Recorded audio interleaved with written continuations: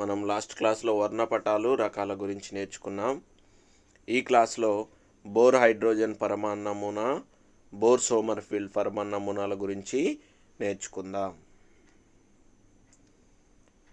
Bore hydrogen పరమాణు నమూనా ఇది 1913 సంవత్సరంలో ప్రతిపాదించబడింది. హైడ్రోజన్ పరమాణు వర్ణపటాన్ని ఆధారంగా చేసుకొని డానిష్ భౌతిక శాస్త్రవేత్త నీల్స్ హెన్రిక్ డేవిడ్ బోర్ ఒక పరమాణు నమూనాను ప్రతిపాదించాడు. హైడ్రోజన్ పరమాణు యొక్క వర్ణపటాన్ని ఆధారంగా చేసుకొని డానిష్ భౌతిక శాస్త్రవేత్త నీల్స్ హెన్రిక్ డేవిడ్ బోర్, ఆయన పూర్తి పేరు నీల్స్ హెన్రిక్ డేవిడ్ బోర్, ఈయన ఒక పరమాణు నమూనాను ప్రతిపాదించాడు. అదే బోర్ పరమాణు నమూనా. ఇక్కడ మనం నీల్స్ హెన్రిక్ డేవిడ్ బోర్ యొక్క చిత్రపటాన్ని చూడవచ్చు. కేంద్రకం చుట్టూ ఎలక్ట్రాన్లు ఒక నిర్ణీత కక్షల్లో తిరుగుతాయి. ఈ బోర్ పరమాణు నమూనా ఏం చెప్తుందంటే కేంద్రకం చుట్టూ ఎలక్ట్రాన్లు ఒక నిర్ణీత కక్షల్లో తిరుగుతాయి. వీటిని కేంద్రకం నుండి capital K, capital L, capital M, capital N లేదా 1, 2, 3, 4 అప్ టు N వరకు లతో సూచిస్తాం. క్యాపిటల్ అక్షరాలతో సూచిస్తాం, లేకుంటే 1, 2, 3, 4 నెంబర్లతో కూడా ఈ కక్షలను కేంద్రకం నుండి స్టార్ట్ చేసి చూపిస్తాం. ఇప్పుడు కేంద్రకానికి దగ్గరగా ఉన్న కక్ష K. ఈ చిత్రపటంలో ప్లస్ గుర్తుతో సూచించబడింది పరమాణు యొక్క కేంద్రకం. దానికి దగ్గరగా ఉన్న కక్ష K కక్ష, తర్వాత L కక్ష, తర్వాత M కక్ష, తర్వాత N కక్ష. K కక్షనే n=1 అని కూడా చూపిస్తాం. L కక్షని n=2, M కక్షని n=3, N కక్షని n=4. ఇలా ఇంగ్లీష్ క్యాపిటల్ అక్షరాలతో లేదా నెంబర్లతో ఈ కక్షలను సూచిస్తాం. ప్రతి కక్ష ఒక నిర్దిష్టమైన శక్తిని కలిగి ఉంటుంది కాబట్టి దీన్నే శక్తి స్థాయి అని కూడా పిలుస్తాం. ప్రతి కక్షకు ఒక నిర్దిష్టమైన శక్తి ఉంటుంది కాబట్టి కక్షల్నే శక్తి స్థాయిలు అని కూడా పిలుస్తాం. కేంద్రకానికి దగ్గరగా ఉన్న కక్షకు తక్కువ శక్తి ఉంటుంది. కేంద్రకానికి దూరం పెరుగుతున్న కొద్దీ ఆ కక్ష యొక్క శక్తి పెరుగుతుంది. ఎలక్ట్రాన్ యొక్క ప్రాథమిక శక్తి స్థాయిని భూస్థాయి అని అంటాం. ఎలక్ట్రాన్ ఏ శక్తి స్థాయిలో ఉందో, ప్రాథమికంగా ఏ శక్తి స్థాయిలో ఉందో ఆ ప్రాథమిక శక్తి స్థాయిని భూస్థాయి అంటాం. భూస్థాయిని ఇంగ్లీష్లో గ్రౌండ్ స్టేట్ అని అంటాం.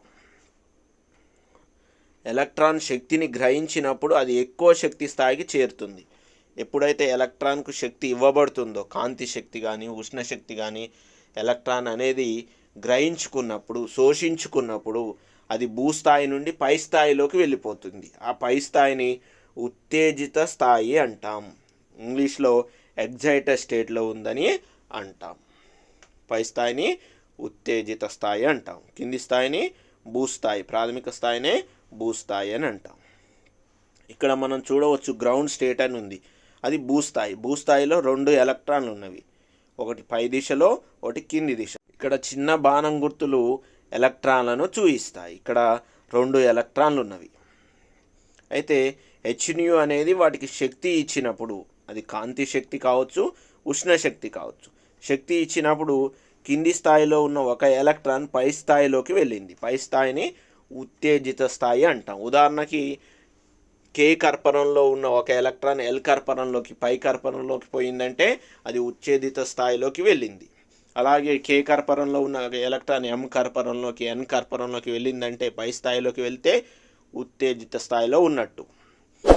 L స్థాయి నుండి M స్థాయికి లేదా N స్థాయికి వెళ్తే అది ఉత్తేజిత స్థాయిలోకి వెళ్ళినట్టు అనమాట. ఎలక్ట్రాన్కి ఎప్పుడైతే శక్తి ఇస్తామో, ఎలక్ట్రాన్ అనేది ఎప్పుడైతే శక్తిని తీసుకుంటుందో అది భూస్థాయి నుండి ఉత్తేజిత స్థాయిలోకి వెళ్ళిపోతుంది. ఎలక్ట్రాన్ ఉత్తేజిత స్థాయిలో ఎక్కువ కాలం ఉండలేదు, అది శక్తిని కోల్పోయి తిరిగి భూస్థాయికి చేరుకుంటుంది. అయితే ఉత్తేజిత స్థాయిలోకి వెళ్ళిన ఎలక్ట్రాన్ ఎక్కువ కాలం ఆ ఉత్తేజిత స్థాయిలో ఉండలేదు, అది అస్థిరమైనది. కాబట్టి అది ఏదైతే శక్తిని తీసుకుందో ఆ శక్తిని తిరిగి కోల్పోయి మళ్ళా తిరిగి భూస్థాయికి, అది ఎక్కడుందో మళ్ళా అక్కడికి వచ్చేస్తుంది అన్నమాట. చూడవచ్చు. n=3 m కక్ష నుండి n=2 l కక్షలోకి ఎలక్ట్రాన్ మరలా తిరిగి వస్తుంది. అక్కడ కొంత శక్తి విడుదలవుతుంది. ఆ శక్తికి సమీకరణం E=hν. ఎంతైతే శక్తిని అది గ్రహించుకుందో తిరిగి అంతే శక్తిని మరలా ఉద్గారం చేస్తుంది. ఇలా ఎలక్ట్రాన్ కోల్పోయిన శక్తి విద్యుదయస్కాంత శక్తి రూపంలో విడుదలవుతుంది. ఎలక్ట్రాన్ కోల్పోయిన శక్తి విద్యుదయస్కాంత శక్తి రూపంలో విడుదలవుతుంది. ఇది నిర్దిష్ట తరంగ దైర్ఘ్యాన్ని కలిగి ఉంటుంది. ఈ విద్యుదయస్కాంత శక్తి అనేది మనం ఇదివరకే నేర్చుకున్నాం. నిర్దిష్టమైన తరంగ దైర్ఘ్యాన్ని కలిగి ఉంటుంది. ఈ తరంగ దైర్ఘ్యం ప్రకృతిలో దృగ్గోచర వర్ణపట అవధిలో ఉంటే అది వర్ణపటంలో ఉద్గార రేఖగా కనిపిస్తుంది. ఒకవేళ ఈ తరంగ దైర్ఘ్యం అనేది దృగ్గోచర వర్ణపట అవధిలో 7 రంగుల యొక్క తరంగ దైర్ఘ్యాలకు సమానంగా అందులో ఏదో ఒక దానికి సమానంగా ఉంటే అప్పుడు అది వర్ణపట ఉద్గార రేఖను ఏర్పరుస్తుంది. మనం ఉద్గార వర్ణపటం గురించి ఇదివరకే నేర్చుకున్నాం. ఎప్పుడైతే ఎలక్ట్రాన్ శక్తిని కోల్పోతుందో అప్పుడు ఉద్గార వర్ణపటం ఏర్పడుతుంది.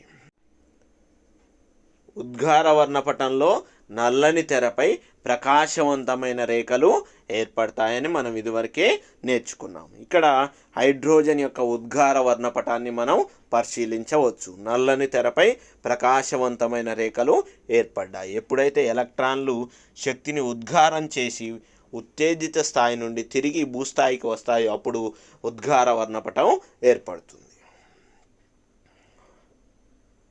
ఇప్పుడు బోరు పరమాణు నమూనా యొక్క పరిమితులు, లోపాలు చూద్దాం.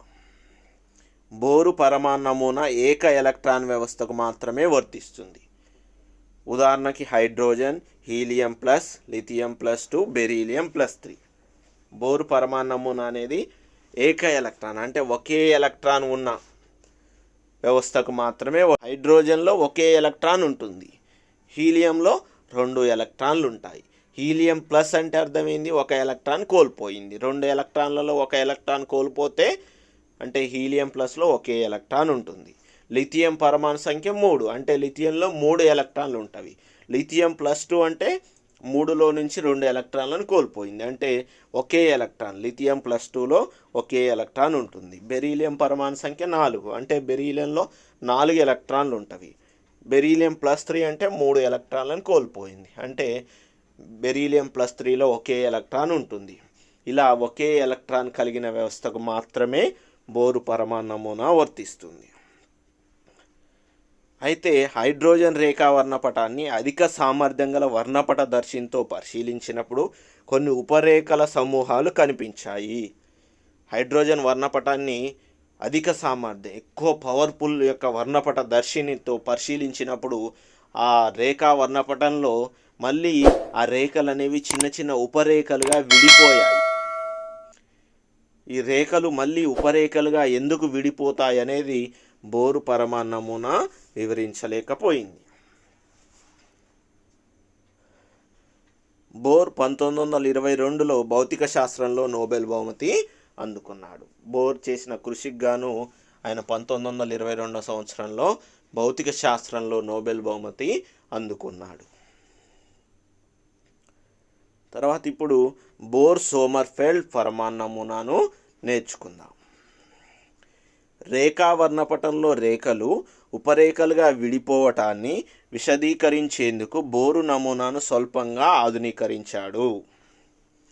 సోమర్ఫీల్డ్ అనే శాస్త్రవేత్త రేఖా వర్ణపటంలో రేఖలు ఉపరేఖలుగా విడిపోతాయి ఎందుకు అనేది విశదీకరించేందుకు బోరు నమూనాను స్వల్పంగా ఆధునీకరించాడు. అందులో స్వల్పమైన మార్పులు చేశాడు. అతను దీర్ఘవృత్తాకార కక్ష అనే భావనను ప్రవేశపెట్టాడు. సోమర్ఫీల్డ్ దీర్ఘవృత్తాకార కక్ష అనే భావనను ప్రతిపాదించాడు. బోర్ ప్రతిపాదించిన వృత్తాకార కక్షలో మొదటి దాన్ని అలాగే ఉంచుతూ అతను రెండవ కక్షకు ఒక దీర్ఘవృత్తాకార కక్షను, మూడో కక్షకు 2 దీర్ఘవృత్తాకార కక్షలను జత చేశాడు. మొదటి కక్షను అలాగే ఉంచాడు. రెండవ కక్షకేమో ఒక దీర్ఘవృత్తాకార కక్షను, మూడో కక్షకేమో 2 దీర్ఘవృత్తాకార కక్షలను నాలుగవ కక్షకేమో 3 దీర్ఘవృత్తాకార కక్షలను అలా జత చేశాడు. కక్షలను, దీర్ఘవృత్తాకార కక్షలను జత చేశాడు. ఇక్కడ మనం చూడవచ్చు మొదటి కక్ష అలాగే ఉన్నది. రెండవ కక్షకు ఒక దీర్ఘవృత్తాకార కక్ష జత చేయబడింది. మూడవ కక్షకు 2 దీర్ఘవృత్తాకార కక్షలు L=1 L=2 అనే 2 దీర్ఘవృత్తాకార కక్షలు జత చేయబడినవి. అలాగే నాలుగవ కక్షకి L=1 L=2 L=3 అనే 3 దీర్ఘవృత్తాకార కక్షలు జత చేయబడినవి. అంటే దీర్ఘవృత్తాకార కక్షల సంఖ్య n-1కి సమానం. n=1 అయితే 1 - 1 0, దీర్ఘవృత్తాకార కక్షలు లేవు. n=2 అయిందనుకోండి, 2 - 1 1, అంటే రెండవ కక్షకి ఒక దీర్ఘవృత్తాకార కక్ష, మూడవ కక్షకి 2 దీర్ఘవృత్తాకార కక్షలు, నాలుగవ కక్షకి 3 దీర్ఘవృత్తాకార కక్షలు జత చేశాడు. పరమాణు కేంద్రకం ఈ దీర్ఘవృత్తాకార కక్ష యొక్క 2 ప్రధాన నాభిలలో ఒకదానిపై ఉంటుందని ప్రతిపాదించాడు. వృత్తాకారానికి వృత్తం యొక్క కేంద్రం ఉంటుంది. అలాగే దీర్ఘవృత్తాకారానికి నాభిలు 2 ఉంటాయి. ఆ 2 నాభిల్లో ఒక నాభిపై దాని కేంద్రకం ఉంటుందని సోమర్ఫెల్డ్ ప్రతిపాదించాడు. ఇప్పుడు టెక్స్ట్ బుక్లో ఇచ్చిన ఒక ప్రశ్నను చూద్దాం. బోర్ 3వ కక్షకు సోమర్ఫెల్డ్ ఎన్ని దీర్ఘవృత్తాకార కక్షలను జత చేసినాడు? దీర్ఘవృత్తాలను జత చేయడానికి గల కారణం ఏమిటి? బోర్ 3వ కక్షకు సోమర్ఫెల్డ్ ఎన్ని దీర్ఘవృత్తాకార కక్షలను జత చేసినాడు? ఇప్పుడు ఆన్సర్ చూద్దాం. బోర్ 3వ కక్షకు సోమర్ఫెల్డ్ 2 దీర్ఘవృత్తాకార కక్షలను జత చేసినాడు. మరి ఈ దీర్ఘవృత్తాలను జత చేయడానికి గల కారణం ఏమిటి? రేఖావర్ణపటంలో రేఖలు ఉపరేఖలుగా విడిపోవడాన్ని విశదీకరించేందుకు సోమర్ఫెల్డ్ దీర్ఘవృత్తాకార కక్షలను జత చేసినాడు. బోర్ హైడ్రోజన్ యొక్క రేఖావర్ణపటాన్ని పరిశీలించినప్పుడు దాన్ని అత్యధిక సామర్థ్యం గల స్పెక్ట్రోస్కోప్ వర్ణపట దర్శినితో పరిశీలించినప్పుడు ప్రతి రేఖ అనేది కొన్ని ఉపరేఖలుగా విడిపోయింది. అది అలా ఎందుకు విడిపోతుందో వివరించడానికి సోమర్ఫెల్డ్ దీర్ఘవృత్తాకార కక్షలను జత చేసినాడు. ఇది బోర్ పరమాణు నమూనా, బోర్ సోమర్ఫెల్డ్ పరమాణు నమూనా. శ్రద్ధగా చదవండి, నోట్స్ రాసుకొని మంచిగా ప్రిపేర్ కండి.